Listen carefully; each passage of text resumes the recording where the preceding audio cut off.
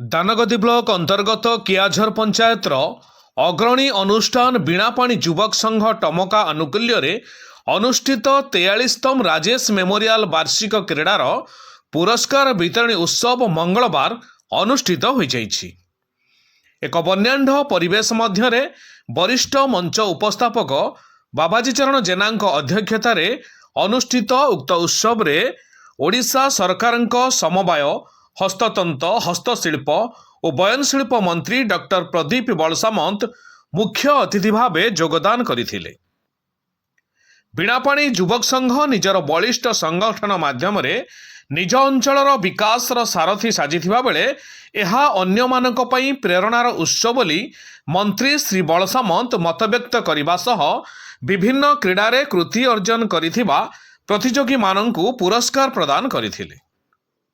एही अवसर में अन्य अतिथि मानक मध्य जाजपुर जिला युव मोर्चा सभापति विश्वजीत राज, जिला बीजेपी संपादक प्रताप चंद्र धीर, वरिष्ठ बीजेपी नेता पवित्र मोहन महापात्र, जाजपुर सांसदों प्रतिनिधि रवींद्र मोहन जेना, 8 नंबर जोन मंडल सभापति संतोष पाणिग्राही, वरिष्ठ श्रमिक नेता भागीरथी महाकूड़, देउलकण पंचायतर सरपंच विजय कुमार जेना, कियाझर पंचायत बीजेपी सभापति सालखान मुर्मू प्रमुख उक्त कार्यक्रम में योगदान करथिले।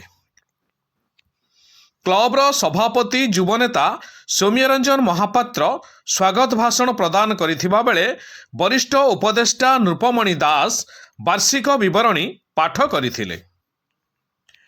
सभा आरंभ हेबा पूर्वरु मान्यवर मंत्री समेत समस्त अतिथि मानकु युवक संघर सदस्य माने बाजा बाणर ताले ताले एक विराट पटुआरा रे टमका छकरू सभास्थल को पाछोटी आनिथिले।